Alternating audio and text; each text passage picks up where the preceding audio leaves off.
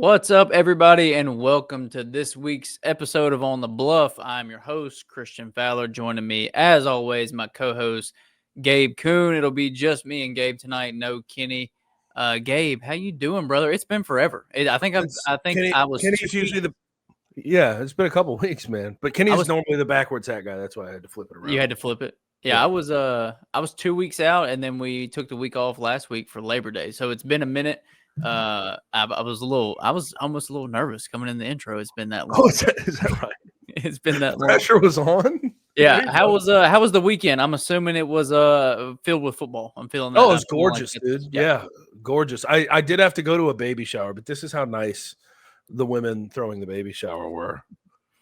Outdoor TV, indoor TV, all TVs tuned to different games. It was they did it right. No ifs, ands, or buts about it. They made like little teeny weenies. They made sliders, buffalo chicken dip. It was a football baby show. Yeah, that's good. So I was very appreciative of that. It's usually done in that way. Usually there's no TVs and they try to, keep you play their games, pin the tail on the donkey. Yeah, whatever it is. Yeah. No, mine was pretty much football. Thursday, obviously started on Thursday night. Friday night, actually went and called a high school game. Saturday, college football. Sunday, first week of NFL. The only other thing was one of our friends' birthdays was this weekend, so we had like 12 of us that went to Hog and Hominy on Saturday night. Friend of the program, Andy and Michael's restaurant. Shout out. If you haven't been there, you got to go. It was great time. But yeah, mainly a football weekend as people would expect. Yes, and Friday night was a fun game. By the way, did you? I mean, Chiefs Chargers, great. My guy Justin Herbert. I'm a super fan. You know that about me. Yeah, you are. And, I was losing faith after the playoff game last year with 4 interceptions, and it's just a resounding loss. I'm back. Yeah, I've never been more back. I don't blame you. He looked great. And we'll talk about that a lot in the Hot 3. We'll be talking college football week 2, NFL week 1, recapping it all. But let's start off with Memphis football moved to 2-0 with a win over Georgia State this weekend. Started off slow. The first half was up and down, and then Memphis kind of pulled away with it in the second half. So Gabe, we're 2 weeks in now. Obviously, 2 games that Memphis was supposed to win and took care of business.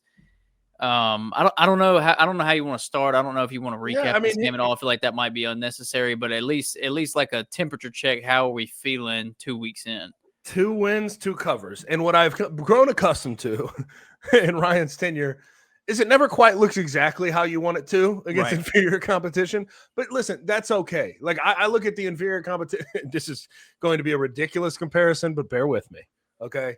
I have looked at, Georgia, for example, against inferior competition when they play FCS schools.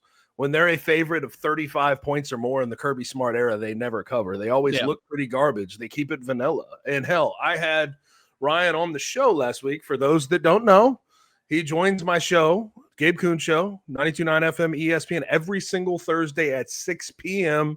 So set your reminders for that. It's a really good interview every single week. He gives us a nice inside look. But I asked him about like when you play these non-conference games where the general public's going to view you as a much superior program and superior team. I think mostly the narrative becomes you're going to keep it vanilla. Things like that. And he answered it pretty openly and honestly. He says, we do try to keep it vanilla. We don't try to open it up too much. It doesn't mean they're trying to necessarily save things, because if they get into a dog fight with Troy next weekend, they're going to have to open up the playbook and run some things that are outside of the ordinary that Troy hasn't prepared for. But I think it's sort of a thing where you get a couple of score lead and you sort of sit on it and relax. Now, we'll talk about concerns. I want to start with positives, though, first. Run game is everything it was cracked up to be. 100%. Offensive line, very good. Running backs, very good. Brendan Lewis with his legs, great. They had 40 carries in this game for what ended up being, I believe, 205 yards. So about a 5 yard per carry average. I like that. Now, it's a lot of different guys getting carries. But there's definitely some versatility in that backfield. And Brendan Lewis had another good game running the ball, 9 carries, 68 yards, and a touchdown. Yeah. Makari Bodiford's a fun player. Yeah. He sort of become the who was the running back, the goal line running back from last year? Brandon Thomas. Brandon Thomas. Yeah. He's kind of the Brandon Thomas plus. That's the way he's being used right now. Some open field stuff, but when they get into the tight red zone, short yardage, goal line. And he was really good at breaking through, getting positive yards, falling forward in those situations.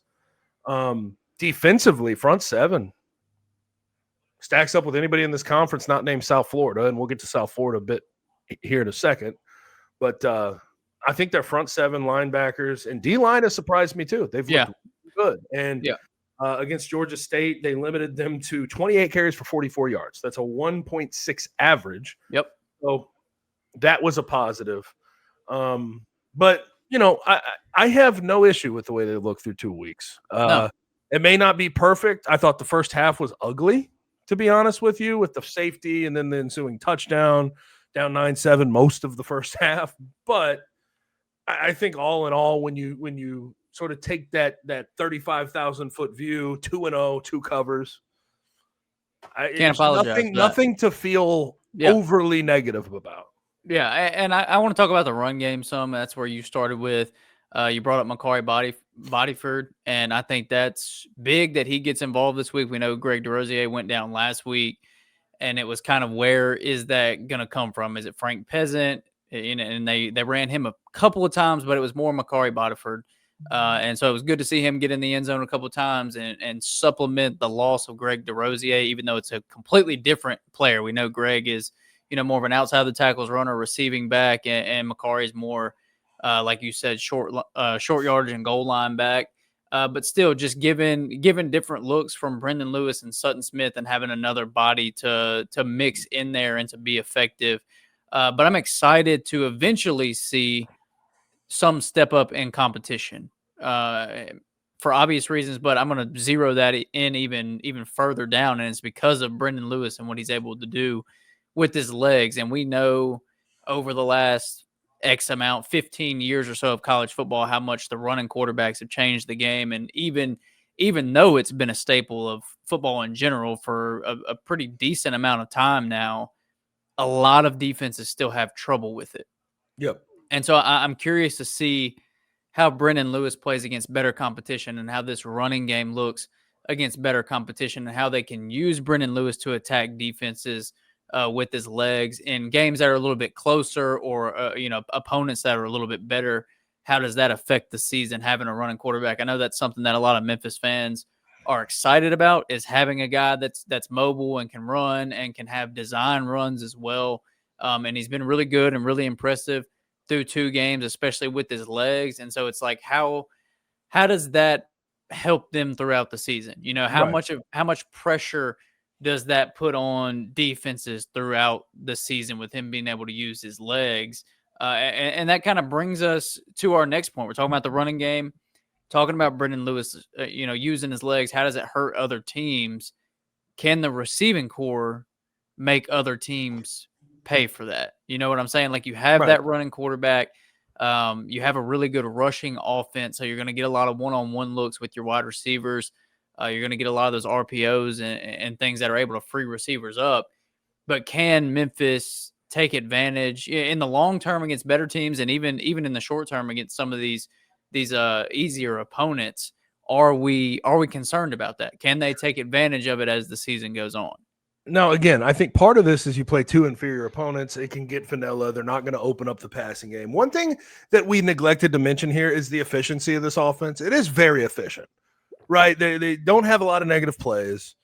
They average good yards on the ground. And, like, just about every possession besides at the end of the first half, and when they settled for that field goal, and obviously you stop early, you don't have much time. It's while time expires. And shout out to Gianni Spedic, by the way, for a 55-yard, nailed it. Yeah. They got a first down on just about every single one of their drives in the first half. It doesn't mean they're finishing only drives 4 the right way. incompletions in this game also. Right. Like they're an efficient offense, It's not as explosive as under Seth or anything like that, but I think to a certain extent, it might be more efficient play to Right. play. Oh yeah. Yeah. But that's a different point. Now, to your question about the wide receivers, I'm concerned. I don't think there's any other way to put it. When you play against opponents that can either stop your run with a normal box or they load the box up against you, you're going to have to throw it over them. You're going to have to start throwing the ball, airing it out. It's just natural. It is natural. When they play Arkansas in 2 weeks, Arkansas is going to find a way to neutralize their run game, or at least try to neutralize their run game. You're going to have to throw the ball and take advantage of mismatches on the outside. And to this point, I don't really see anybody emerging. Now, I really want to see CJ Smith get healthy because I feel like that was going into the season our bet to take over this wide receiver room and be that guy. The number one. Although historically with him, it's not like he's ever leaped off the page from a production standpoint. Caught for about 350, nearly 400 yards at Purdue, but outside of that at Georgia, didn't really do anything, played sparingly. So I want to see him get healthy. But right now, here's the truth of it. Jamari Hawkins, a junior, who has been sort of a gadget guy or a returner to this point, special teams guy, he's their leading receiver. Six catches for 121 yards. Yep. And in each game, they have targeted 10 or more wide receivers. So, like, I know you could make the case if you're Ryan Silverfield, this is the best way forward. We have a good run game. We have a lot of wide receivers we trust. We think there's depth at the position. But the way I have grown to understand offensive football, having a go-to guy, having a guy on third downs you're comfortable targeting, that is the most important thing to an offense at times, a passing offense. So I don't think they have that guy right now. And that is a concern to me. No doubt, no questions asked. Yeah, because we're talking about step-ups and competition and playing more difficult opponents, which means closer games, and the margin becomes smaller and smaller. And in those big moments, whether it's a drive to end the half or a drive to end the game or a drive to go tie or take the lead later in a football game, like, you have got to have a go-to guy for the most part. I mean, obviously you can supplement with running backs and tight ends, but when the game is on the line, you need to have someone to go to, and that person hasn't emerged yet. And like you were pointing to, could that be CJ Smith when he comes back? Maybe, because if you bet on the talent, he's probably the most talented of the group. But outside of that, it's like there are going to be games where Memphis is trailing and they can't run the ball 40 times. You know, it's going to happen throughout the course of a season where you can't just lean on this offensive line and lean on the running game and Brendan Lewis to beat a team with his legs. You're going to have to rely on guys winning one-on-one matchups or finding the holes in the zones or whatever the case may be to help Memphis get down the field. And that's, I think, where the concern is when that happens, when Memphis gets in an early 14-0 hole or they're down 2 scores at halftime and it's looking like a 70-30 pass split for the rest of the game. How do those receivers respond, and can they actually win those matchups to get Memphis back into the game or to win the game or whatever the case may be? And we just don't know the answer right now. So that's where the concern is, because we don't have a yes or no, but we definitely haven't seen someone step up to the point where we go, okay, when they're in those situations, that's who they're going to. In the Chattanooga game, 33 rushes to 28 passes, which was very balanced, very good. This game, 40 rushes to 20 pass attempts. Yeah. You just have to have more balance to be a team that has aspirations of winning the American Conference, of being in that position. You have USF to deal with, to trifle with, and you have Tulane still to trifle with. Two really good teams, and those teams have good coaching, and they're going to be able to lock in on what you do well and try to neutralize it. You have to do something else well, and in this case, it's your passing game. You have to focus on, open up, see what you have. And even with CJ Smith, like, if people listen to my show, they'll hear me say this all the time when it comes to young quarterbacks, what's important to have around them. I talk about target eaters all the time. Target eaters. Like Rock Taylor was that guy. You look into the NFL, I think one of the best examples over the years of a target eater is DeAndre Hopkins, where it's like he's got contested catchability. He may not look open, but he's open. Just throw the ball, take a chance with him. especially when you get late in the clock, basically. Your internal clock as the quarterback's going off. You have to have someone I can just throw the ball at, see if they can make a play. I just don't see that guy. And even with CJ Smith, I'm not convinced because of his skill set that's who he is. He's more of a deep threat. Right. You see him on skinny posts. It takes a while to develop his routes. And also, I guess he could be sort of that now route screen guy that you can use some run after the catch with, since he's got that like four speed.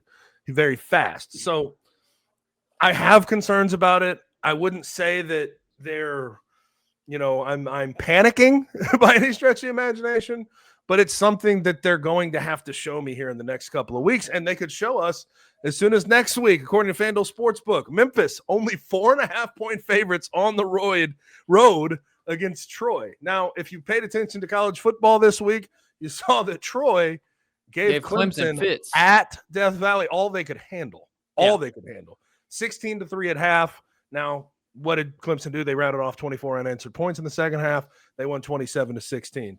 But Goose Crowder's back. He's been starting for a couple of years. They have some experience, and they look decent. This started as a 6.5-point line. It's come down, I think, mostly because of Troy's performance on the road against Clemson. But I think this is the first week where they will be tested enough to have to open up that playbook, show what they have in a passing game. And I want to be very clear about our concerns, and I think you share this with me. It's not about Brendan Lewis. I have been impressed with Brendan Lewis throwing the ball. He gets the ball out quick, surveys the field, can read at least a half a field. I can say that pretty comfortably. Don't know about the whole field yet. Haven't really been asked to do that. But he seems to have something with his arm that you can unlock. I just need to see that he has the targets to be able to unlock it. Yeah. Yeah, no, I'm right there with you. And you brought up this game against Troy.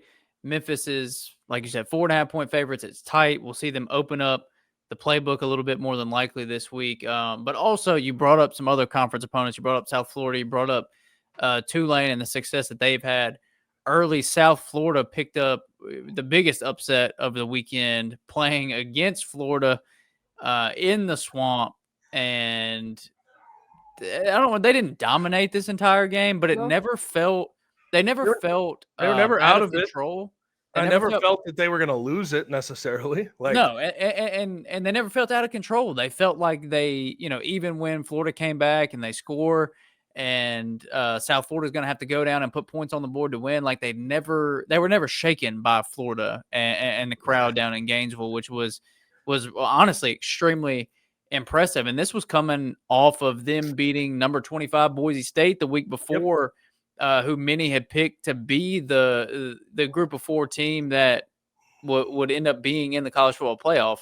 Obviously, a lot of that probably came from last season and the success that they had, but still, that was they've beaten 2 top 25 teams in 2 weeks. They got this impressive win. Obviously, Memphis will have to play them later this year at home in Memphis, but this was a huge win for the American. Memphis fans in general probably don't care much about who wins. You should though. You should. Because ultimately, if Memphis puts themselves in a position where they beat South Florida and play and win an American conference title, the American has showed dominance among the group of 6 conferences to sort of get the leeway to be, or the preferential spot to be the highest ranked group of 6 and get that spot in the college football playoff in the 12-team format. So you should care about this if you have those aspirations. This means something. And also having another marquee opponent on the schedule that's been able to do this to other teams. Now they have Miami next week. We'll see if they stay in the top 25 if they get their ass kicked. But if you have another top 25 game on the schedule, it's all better for Memphis. Yeah. That's a good opportunity. South Florida is a damn good ball club. And what's surprising is when I watched them, even against Boise State, when they were offensively viewed as pretty good, I'm not overly impressed by strictly Byron Brown or strictly the offense or Keyshawn Singleton or who's the guy for Chaz Nimrod from Tennessee. I'm not overly impressed by them. What I've been impressed with is defensively. Been stout. They have some dudes up front. Their front 7 is stout. Yeah. It looks like a Power 4 program, and they play hard, fast, and they hit you right in the mouth. Yeah.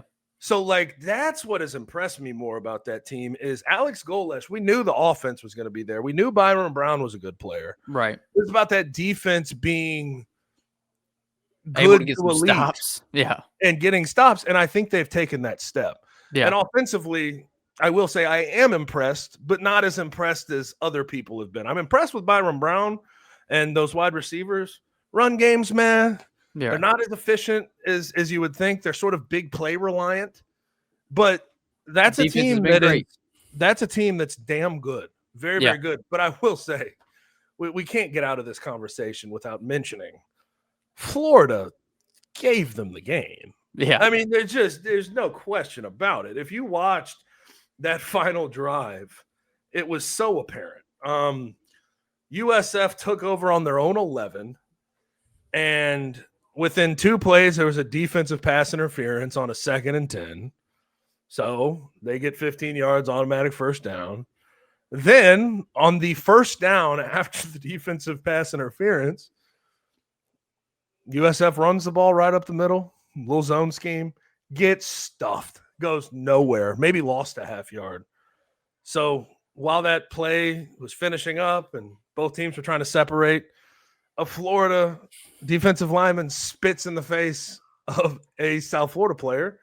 He gets ejected, and he's one of their rotation guys, and they get a 15-yard penalty. Yeah. So now they're about the 50, and then they threw that screen pass 7 yards into the backfield. Florida misses 2 tackles. Guy goes off for 25 to 30 yards, and you knew the game was done there. But even at that point, I need to get on Billy Napier's case because South Florida was trying to score a touchdown. Yeah. And Florida wouldn't allow them to score a touchdown. Right. To get the ball back. He's going to make a 19-yard field goal. I promise you. He's a Grammatica. Yeah, exactly. They have a Grammatica kicker. He's going to make a 20-yarder. Let them score, get the ball back, and see what you can do after that. Yeah.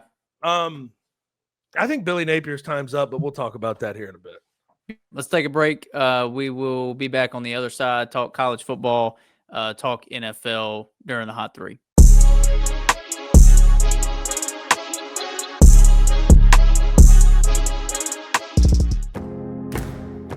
Looking for an alternative to alcohol or conventional medicine? Check out Ounce of Hope, a Memphis-based dispensary with 2 local stores in the Sanderlin Center and on South Cooper Street. You can get all the products you need in a location convenient to you.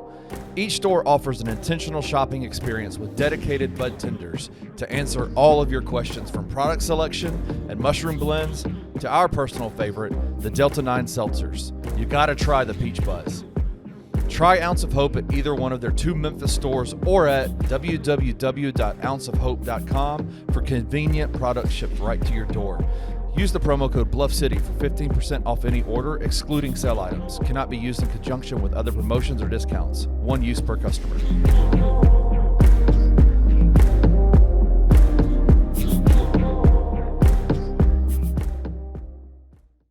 We broke up a championship team, like a championship level team. Wow. There were a lot of spoon-fed narratives that were coming from the Grizzlies organization at the time to the media members of Memphis and ultimately to the city of Memphis, where we was getting spoon-fed a bunch of hypnosis. In hindsight, that Rudy Gay trade was silly as hell, bro. We should not have traded that dude, bro. Yeah, you made it to the conference finals. Your team was good enough defensively and had, injuries happen to get you to the conference finals. You flat out didn't have enough points to beat those type of teams, bro. And Rudy Gay was a 20-point per game scorer. Let me ask you this. Do you think that the way the Rudy Gay situation played out is dictating to you a little bit about how, the way we respond to Gigi Jackson right now? Yeah, we want Gigi to be good. We want Jalen Wells to be good. We want Cedric Coward to be good. It's all because of Rudy, man. We've been subconsciously chasing Rudy Gay, bro, for 10 years. You know what I mean? For real. Tune in to the Anthony Sain Show Monday through Fridays at 1 p.m. live on the Bluff City Media YouTube channel. For me, on this whole list, the wild card is Stephon Diggs. And that's why I put him on here. He's 750 and a half. Yes, Drake May is his quarterback, but who else is he going to throw the ball to? You talk about a guy whose eggs have been scrambled a bit. Stephon Diggs has been hurt and had some issues on and off the field here for the last couple of years. But if he can get it together and he can figure it out, like he's the guy that you can get late in fantasy drafts. I hope some of y'all did. And he's a guy that can get production. Yeah, Stephon Diggs is a Joe Rogan podcast away from being Antonio Brown. 100%. I mean, that dude's wild right now. Handing out pink powder on boats to, I mean, yeah, he's been on another level. But the talent is there. I'm in on the upside of Stephon Diggs, that's for sure. In the 12th round, that's insane value for a guy who has been, at one point, he had 4 or 5 consecutive 1,000 yards receiving seasons himself and can be absolutely electric if he can just keep his mind straight. Because right now, he is cuckoo for Cocoa Puffs, as you said, Drew. Tune into the 2 Buck Sports Show with Rusty Witten and Drew Gann, Monday through Friday at 11 a.m. on the Bluff City Media YouTube channel.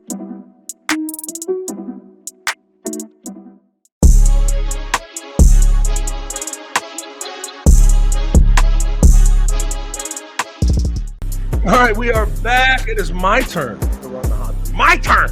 It is my turn. So Kenny will be back next week. Hopefully, we don't really have an answer for him, but we shall see how that all works out. But I want to go ahead and start in the hot 3 with, we already talked about the South Florida and Florida game and how South Florida came down, kicked the field goal, won it, big upset. Awesome. They ended up 18 in the AP poll. But there was another one this weekend in Starkville that really turned some heads. Arizona State comes into the game ranked number 12 overall. Kenny Dillingham does his little trash talk saying that they couldn't stay, but they had to stay an hour and a half away from the stadium because there was no hotels that weren't casinos, which is a lie, but whatever. For most of the first half, Mississippi State handled business. It was 17-0. Second half, here comes Arizona State. 20-17. Final possession of the game, 35 seconds left. Blake Shapen drops back to pass, and coming across the middle is a little fella, right? Brennan Thompson. A little fella. Yeah. Brennan Thompson, one of the fastest guys in college football. He takes it for 6, and really that's all she wrote from there. Arizona State had no chance really being able to come back down, score a touchdown to win the game, but final score was 24-20. Mississippi State under Jeff Levy has really been struggling. They finally got a dub.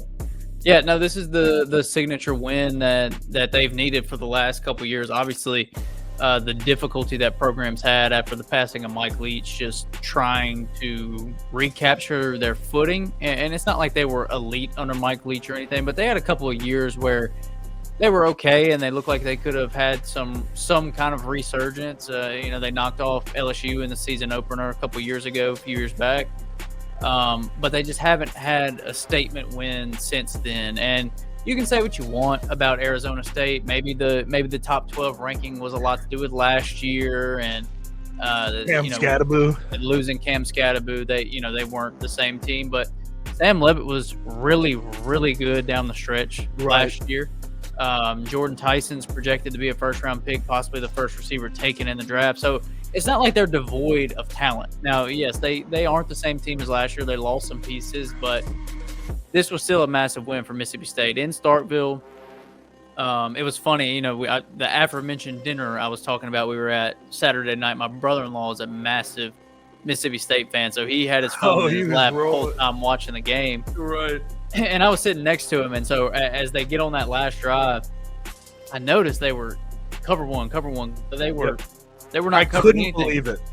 And I looked down at his phone, and I was like, dude, they got to take a shot here. Like they're not covering anything. They got to take a shot. They've been in cover one the whole time. And then on that play, they bring a corner blitz. They rolled a straight cover 0. No safety, no cover 1. It was straight cover 0. And as soon as I said that, they snapped the ball, and he goes, he's got him. And he lets it go and wide open. It's a crazy call there to me to be in cover 0 with the game on the line. I get being aggressive and trying to get pressure, but maybe a 5-man rush, a delayed linebacker blitz. You have to have that. 2 safeties back. Yeah, playing cover 0 in that situation is crazy. And maybe it was some trying to go for the win, I guess. Yeah, right. Have a havoc play, go for the win instead of Mississippi State just sort of easily matriculating down and getting the field goal attempt to tie the ball game, go to overtime.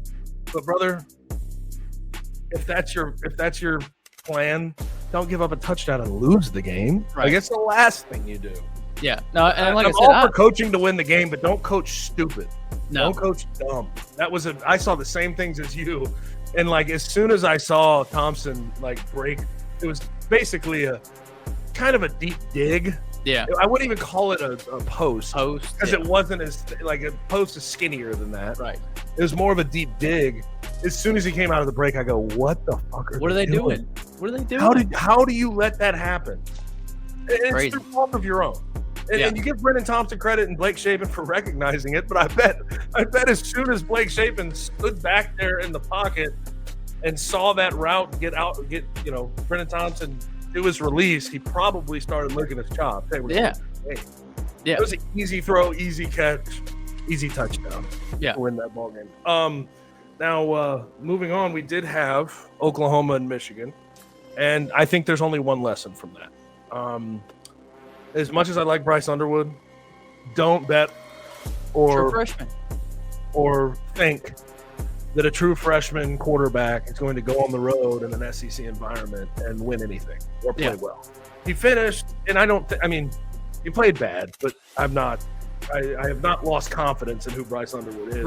I saw week 1 against New Mexico. Like, that's what it looks like, by the way. I don't know if I've gotten to talk to you about that. Yeah. He looks the part. He looked great. Yeah. He looks the part. But he finished that game 9 for 24, 142. John Mateer, in my opinion, not only has he announced himself as the quarterback that's going to take this Oklahoma offense to another level, I think he's announced himself as probably the week 2. I know it's way too early. The week 2 leader going into week 3, probably in a Heisman race. Yeah. 2 touchdowns rushing, 74 yards rushing, 270 yards passing, 1 touchdown. He does it all. And what really impresses me is his off-platform playmaking. I think he leaves a little bit to be desired when it comes to his off-platform decision-making. Yeah. But his playmaking is very impressive once he breaks the pocket. It's unlike anything they saw last year with Michael Hawkins or with Jackson Arnold. Yeah, I'm pulling it up right now because I think I saw this earlier. He is currently, according to the FanDuel Sportsbook, when you look at the 2025 Heisman Trophy winner odds, he is 3rd behind Carson Beck and Garrett Nussmeier. Actually tied for 2nd with Carson Beck. So Garrett Nussmeier plus 900, Carson Beck plus 1,000, and John Mateer also plus 1,000. So he's right up there with them. He's been extremely impressive through 2 games. He has Oklahoma's offense looking much more back on track. Like you talked about with Michael Hawkins last year, Jackson Arnold, they just could not ever get any kind of rhythm. So their receiving core, which was looked at as elite going into last year, was so banged up. So John Mateer has them moving back on the right track. And for Michigan, it's difficult when you roll out a true freshman quarterback, kind of like you were alluding to have these expectations of them being a college football playoff contender. Even though the roster is still relatively strong, just having a true freshman go into those environments, especially in week 2, it's such a tall task and a difficult ask. But I still like Michigan. I mean, you look at Justice Haynes; they got him in from Alabama. He still ran for 125 and a ton. Yeah, in this game. He's been incredible through the first 2 games. He ripped off really their only notable offensive play of the entire game, a 75-yard touchdown. But I will say, for all things considered, and we'll talk more about week 2 as a whole here in just a second. Or no, we won't. We're talking about Billy Napier.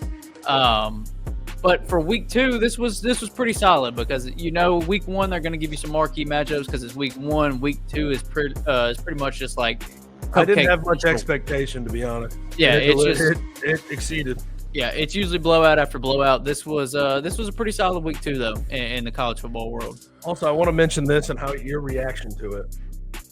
The SEC against Power 4 opponents in the non-con. 8-2. Closest next to them is the Big Ten, I believe, at 5-5 or something like that, right around 500. SEC has 11 top 25 teams right now, which is the most for a single conference of all time. And listen, the AP is what it is. South Florida being 18 really pisses me off. I didn't get to that. That really angers me. If they had an Alabama A on the side of their helmet with the resume that they have, they'd be a top 5 team. Yeah, but that's a different conversation for another day. And really, it's a conversation we've had on several occasions in the past about Group of 6 begging begging to be a part of the party and begging for their due respect, and they never quite get it. But the SEC, I feel like people are down on the SEC because their 2 losses against Power 4 opponents were loud. Yeah. Right? Florida State beats the hell out of Alabama, and then Ohio State beats Texas, who was the preseason favorite to win the SEC. So it's like the actual statistics and the actual on-field product you're getting from top to bottom in the SEC, very good. Yeah. But I still think when you look at the Big Ten, as it has been the past 2 years, the Big Ten champions Right there. winning the championship, and Ohio State and Michigan, I think their top 2 or 3 are, I think, better than the SEC. Yeah. And I think the SEC is going to be due for more cannibalism. And by the way, you know how high I am on Dante Moore at Oregon, right? Yes. He's been great. What Oregon did to Oklahoma State. Yeah. 69-3. What the? Okay, I asked this seriously. What the fuck happened to Oklahoma State? Yeah, Gundy. I think gotta be fired. You can't. You it's can't over. stand by with. They look like it was worse than what Oregon does to an FCS team. Yeah, definitely. Like Oklahoma State rolled over and played dead. Yeah. From the first quarter on, it was nuts. But Dante Moore hooping. Just wanted to say that was my dark horse pick to win the Heisman. But. He's up there. He's third in Heisman odds right now, plus 11. I'm just saying. All right, Gabe. Let's move it on and talk a little. Let's go ahead and talk some Billy Napier. Loses to South Florida week 2. DJ Lagway is the starter. That seems to be the thing that has saved him to this point. But AD Scott Strickland has come out after their week 2 loss and given him the old dreaded vote of confidence, Christian. This is what he had to write, what he released to his fans. It's a letter. Gator Nation, I wanted to let you know that Billy Napier will continue as head football coach of the Florida Gators. As we've seen these past several weeks, the young men on this team represent what it means to be a Gator. Their resolve, effort, and execution are evident in their performance and growth each week, building a foundation that promises greater success next season and beyond. UF's commitment to excellence and championship caliber program is unwavering. In these times of change across college athletics, we are dedicated to a disciplined, stable approach that is focused on a long-term sustained success for Gator athletics, recruits, and fans. And then he went on to say, I am confident that Billy will meet the challenges and opportunities ahead. Ugh. I love how vote of confidence is, like the dreaded vote of confidence always reads. It reads as, if you didn't know any better, oh God, this AD really loves this guy. No, he doesn't. But you have to take into consideration every time you see one, they're writing this for a reason. Something's gone wrong.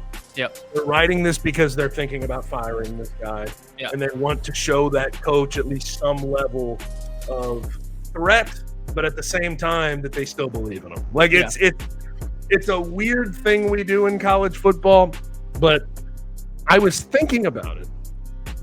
And let's remove like off-season votes of confidence. Like you get to the off-season, fans are clamoring for a firing, and you put it there and you say, hey, we're going to stick by this guy.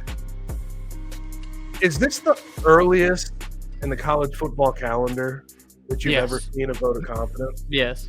Yeah, no doubt. I was thinking Jimbo, but Jimbo, I think it took to like week 5, week 6. I think so. I can't think of one, and I've been wrecking my brain on this all day. Cannot think of one that came in week 2. That's nuts. And you know what's crazy about the Florida Billy Napier situation is they should have let go after last year. Like, I get it. They played better at the end of the season. I think they beat Ole Miss towards the end of the year, and they went on a little run there. And so then it just gave kind of false hope to this athletic department of maybe Billy Napier is the guy for the job, and he just needed DJ Lagway.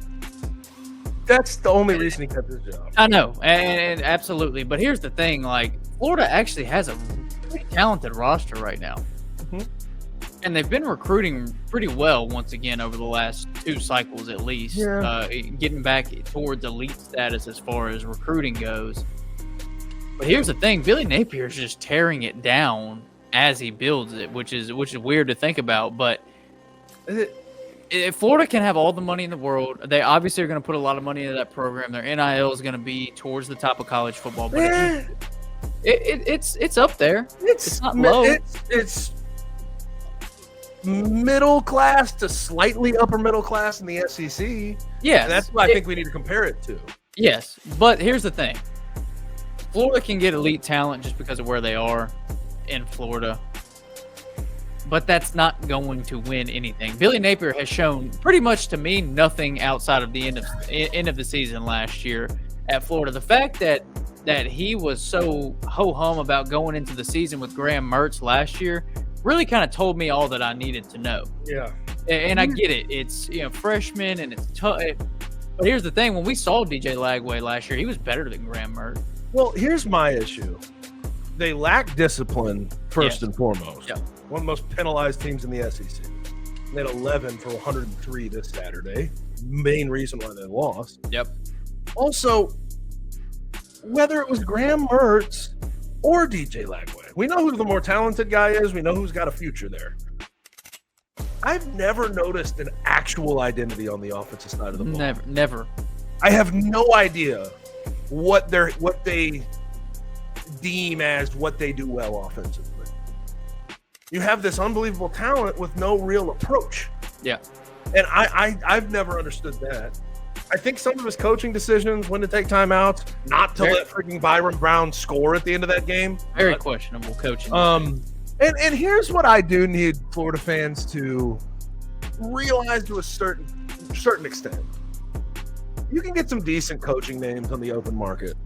But I saw some Florida fans and some media members put out like feelers of names. The first two names I saw on one of these lists, Dan Lanning and Marcus Freeman. I said, get over yourself. Brother Tim Tebow is not walking through that door. It ain't 07 anymore. No. And that's why when you said that, okay, they'll be at the top of the college football and NIL, I mean, yeah, compared to all 136 teams or whatever it is, but not in the SEC. And Lane Kiffin came up in this conversation, which he's come up before for Florida. Right. I don't see that happening. And also, I think Ole Miss in Florida from an NIL and money running through the program currently, very comparable. Yeah. It's just not what it once was from a brand recognition standpoint and from a we can give more to our players than anybody else in the country standpoint. You are on you're in a different world now. Yeah. No, the reality of the situation is they're going to have to build it like Tennessee built it, because the same thing had happened at Tennessee. You had the previous success, and then you had the roller coaster of coaches, and then you had to find the Josh Heupel, and you had to get someone like that. You're not going to go knock on the door of someone. And honestly, Tennessee had a way harder time. Than Florida. Yeah, absolutely. At least Florida, like by the time they got no's from all the really big coaches, they were able to say, okay, who's the best group of six coach? Right. And he said yes immediately. But I do want to also remind Florida Gators fans, when they start aiming that high, guys, last time you made a hire, you ended up with this guy that you have now. Exactly. He was a group of six coach from Louisiana. It's not like you were able to get freaking Nick Saban. You know what I mean? That should be your new expectation. And know who they should reach out to first and foremost? Who? The guy that beat them on Saturday, Alex Golesh. Alex Golesh, yeah. Familiar with Southern Florida, familiar with the SEC. Definitely has an offensive identity. Knows offense. Yeah. Although that offense is kind of looking shaky in the SEC now. Like Heupel, last year was a little weird. I don't know if he had the quarterback, but beside the point. But he knows offense, smart guy, can recruit. That should be a guy you reach out to, no doubt.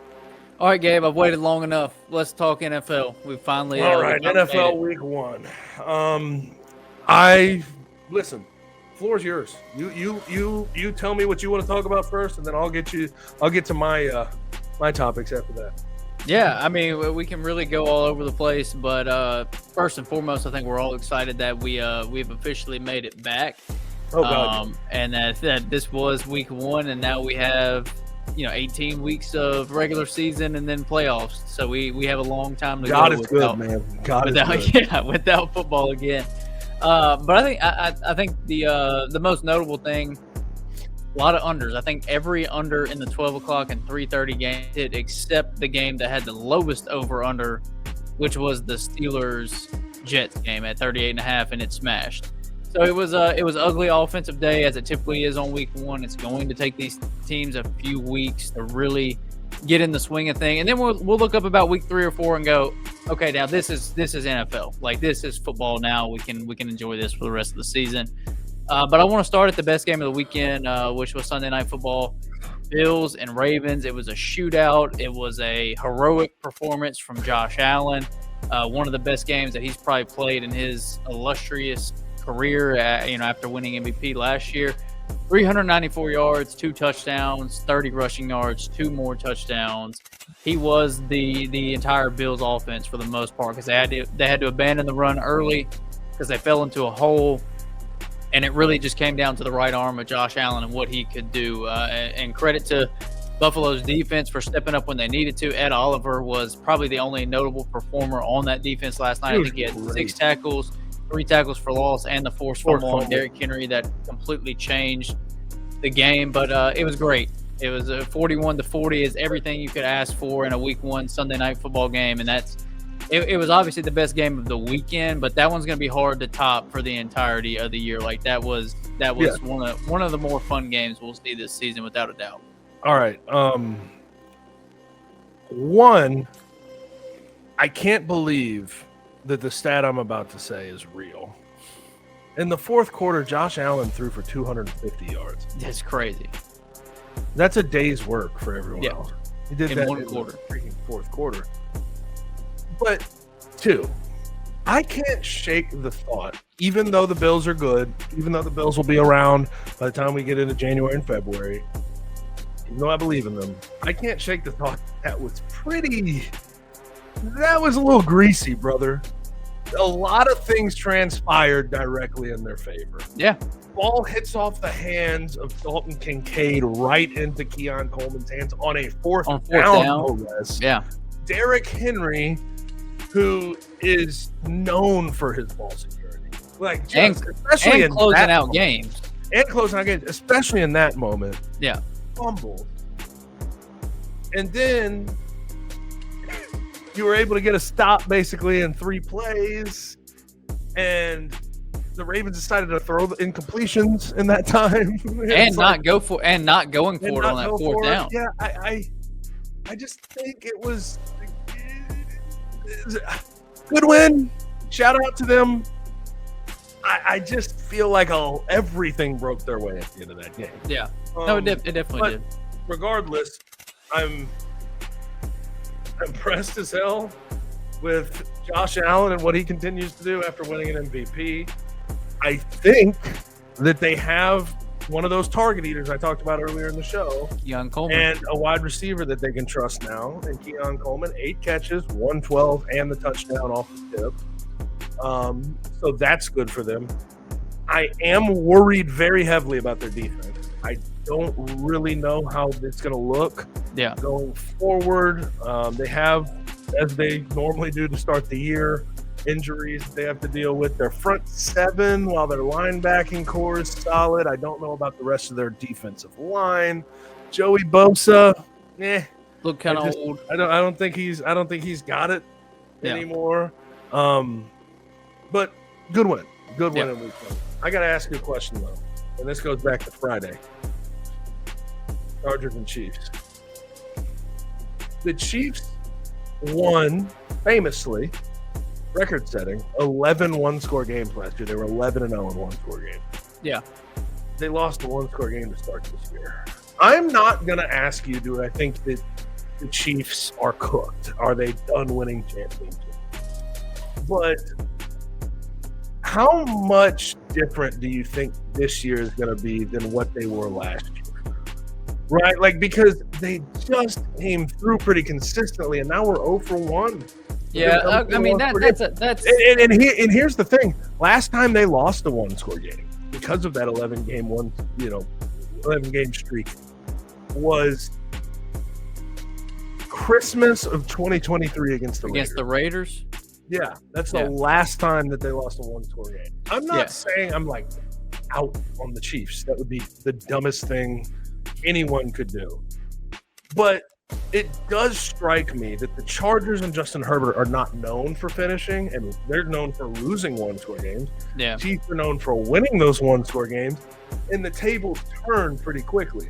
Like, one thing that I've come to the realization of is if Patrick Mahomes is going to continue winning Super Bowls in the next few years, he's breaking the cycle that only Tom Brady could break. If you go back and look at the history of quarterbacks in the National Football League in the modern era, Joe Montana won, 4 in 8 years.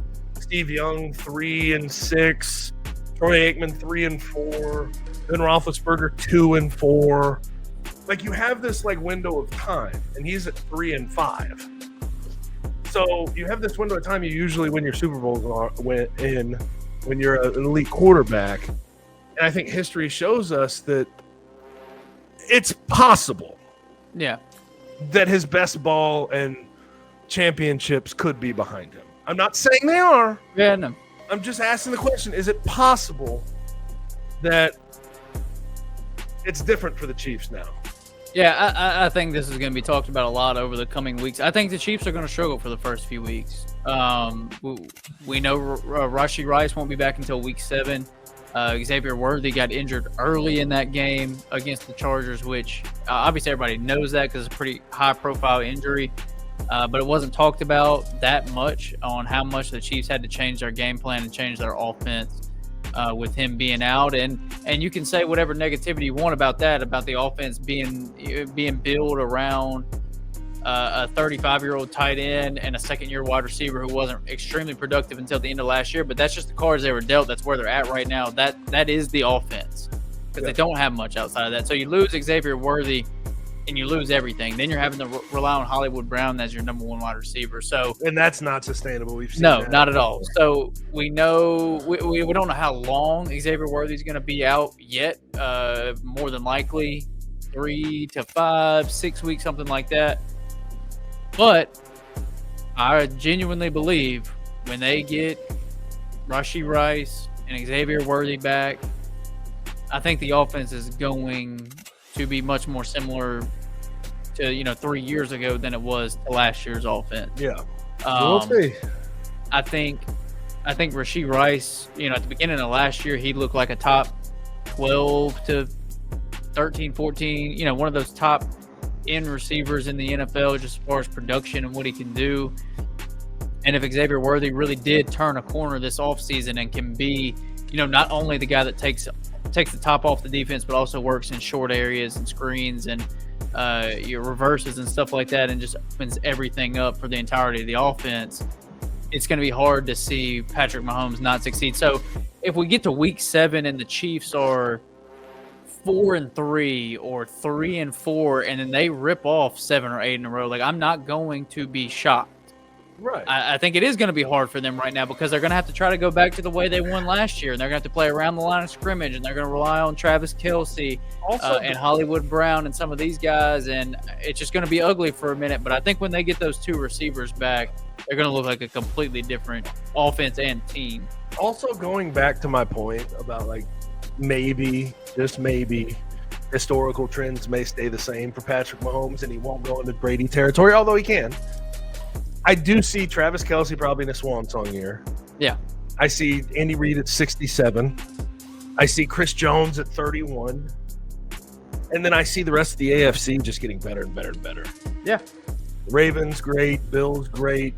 Broncos, although they didn't look week 1. Bo Nix played like shit. They have a really good defense. They're on the way. It's just Chargers. It's something for people Bengals. something for people to think about when it comes to the Chiefs and the dominance we've become so used to. All right, you want to go rapid fire with the rest of these Sunday games? Yeah, let's rattle them off. Bucks Falcons. Bucks win 23-20. I guess my takeaway for this is Michael Penix can sling the pill. He's gonna have a good year. They need to run the ball. They need to find a way to run the ball. Yeah. Caleb and Gary being out really, really hurt them on the offensive line, and we'll see how they adapt throughout the year. But I like Michael Penix. Bucks struggled on offense, another new offensive coordinator for them. But my takeaway, Emeka Egbuka is legit. Yes, he's exactly what he was tabbed to be, for sure. Yeah. Bengals Browns 17-16. Bengals get a win, but I looked at this one and I said, Did you want it like this? They Yeah. got doubled up in first down. They only had 7 yards of offense in the second half. In the against the second Browns. half. Yeah. Unbelievable. I mean, my thing for this is they won. Joe Burrow going into this game was 1-9 in week 1 and 2 games in his career. Think about that. One of the best quarterbacks in football. The first 2 weeks of the year throughout his career was 1-9. So you get it how you get it. I mean, they've had horrible starts, and they still could. I mean, this doesn't ensure that they're going to start off super hot, but at least it didn't start 0-1 for them. How ironic is it, the conversation we had the entire offseason is, oh, this defense is going to suck, but at least they have Joe Burrow, T. Higgins, and Jamar Chase. They're going to score 40. That's how they're going to win. Yeah, First game, defense is the one that won them the game. 141 yards offense. Won the game. Colts, Dolphins. Colts killed the Dolphins. Dolphins have bad vibes. Tua look like shit, but there is one story from this. Danny Dimes. Danny Dimes, or Indiana Jones? I'm going to pose another one. Indiana Jones. Can we do that yet? Yeah. He was 22 for 29, 272, 1 touchdown, throwing the ball, 7 rushes, 26 yards, 2 touchdowns, rushing. He's actually the first to reach numbers like that, first quarterback to reach numbers like that in a debut for a team since he did it in 2019 with the Giants. So that's that to tell you, all right, be careful with how much you hinge on Danny Dimes or Indiana Jones looking like this every single week. But it was something. I was impressed. He looked good. Yeah, Tyler Warren's going to be a problem too. And Tyler Warren, have you seen the he already has a Baldy breakdown, all right? So yeah, he's already got a Brian Baldinger breakdown. That means he's falling. He's hooping. Panthers, Jaguars, who cares? Raiders, Patriots. Patriots lose game 1 though. That kind of. I mean, for a team that I think is going to be the last wild card team in the AFC, that stinks. Yeah. Cardinals, Saints. Throw that shit out. Steelers, Jets. It was a good game. Rodgers 34-32. Final. Steelers win. Rodgers looked good. 4 touchdowns. Justin Fields. I mean, for as impressive as Rodgers is, I'm not trying to take anything away. Justin Fields impressed. Because the Steelers' defense is better. Yeah, and he was ripping it. Tight window throws. It wasn't, gadgety stuff. He was just making good reads and processing and making really good throws. So I was impressed by him. And I heard all this talk, and maybe this is fantasy football stuff. Breece Hall was dead. Braylon Allen is going to take over Breece Hall, 19 carries, 107 yards later. I think you're full of shit. Commanders beat the Giants 21-6. Giants have gone 3 straight openers without scoring a touchdown. Yeah, terrible. Okay, they're the 3rd team to ever do that. The last 2 were 1942, and I think it was like 1927. So there's 1942 been 3. Lions. There's been last one. Yeah, there's been 3 teams all time to do it, to go 3 straight season openers without scoring a touchdown. They're the first to do it in 80 years, which is Commanders picked up where they left off offensively. To an extent, they were a little rusty. Well, Giants have a pretty good defensive line and defense. But Jaden missed some plays. Jaden missed a touchdown to Terry McLaurin, but they'll be fine. They'll be fine. 233, a touchdown, ran for 68. 70. Yep. And Bill Krosky-Merritt. Bill. Good ball player. Yeah, look good. Good ball player. Titans, Broncos. Broncos sucked. Titans sucked worse. Yeah. Only way I can put that. And I will say this. Perfect. Brian Callahan, I don't think he's long in this league, brother. No good. He's really bad decision maker. I watched in the first half. I think it was their 2nd or 3rd drive of the game, 3rd and 10, and he does a surrender run right up the middle. Yeah, bad. It was just bad. That was soft. It's conservative and stupid at the same time. I don't know how. It's hard to mesh those. Yeah. Hard to mesh those two. 49ers, Seahawks. 49ers get the win 17-13. They have some trouble on their hands, though. Kittle's going to miss a few weeks. Juwan Jennings is hurt. Juwan Jennings has an MRI that he got today. That's going to be interesting to watch. Still a believer in the Seahawks. I give them a side eye for week 1 at home, losing like that, but we'll see. Keep an eye on them. Lions-Packers. This one was very telling. Packers win 27-13. I tried to tell people all offseason, you can't lose 8 coaches and your OC and DC and expect to be the same team. Yeah. I picked the Packers to win this division this entire offseason, and I thought it was definitely some confirmation of what I thought in that game. And Micah Parsons, it was his debut. Sorry. Yeah, it's okay. Jordan Love looked good. Packers defense looked really good. Lions are going to take a minute to get back up to speed. I think they'll be fine. I'm not hitting the panic button over the Lions. They have too much talent not to be good offensively. It's just going to take some time. And then finally, Rams versus Texans 14-9. That was God, that's a boring late window game. The Texans are ruining the rookie quarterback window with CJ Stroud because they just refuse to put any competency around him on the offensive line. It's well, and they've just it's not they've gone a step further than refusing. They've gotten rid of their competency. Yeah, they traded their best offensive lineman. Yeah, they just who wants Tunsil for a washing machine? Here you go. Yeah, go take him. You have a 7th round pick. Yeah, we already sucked, so we just get rid of them. It's just crazy to me because their O-line, if you go look at them from left to right, the normal fan won't know the name, but if you know the names, you'll be like, holy shit. Holy cow, why is he playing? For sure. Yeah. All right, well, that's it. All right. We appreciate you guys for joining this week. If you're watching on YouTube, you can like, subscribe, and comment there. If you're listening via podcast, whether that's Apple, Spotify, or any other platform, you can do the same things there. Once again, we appreciate everyone for joining us, for tuning in, and we'll see you back here next week. Thank you for listening to On the Bluff. If you enjoyed this episode, leave a rating and a review wherever you download your podcasts. Also, like and subscribe to Bluff City Media's YouTube page. Head over to www.bluffcitymedia.co for comprehensive coverage of Memphis sports and how you can become an insider.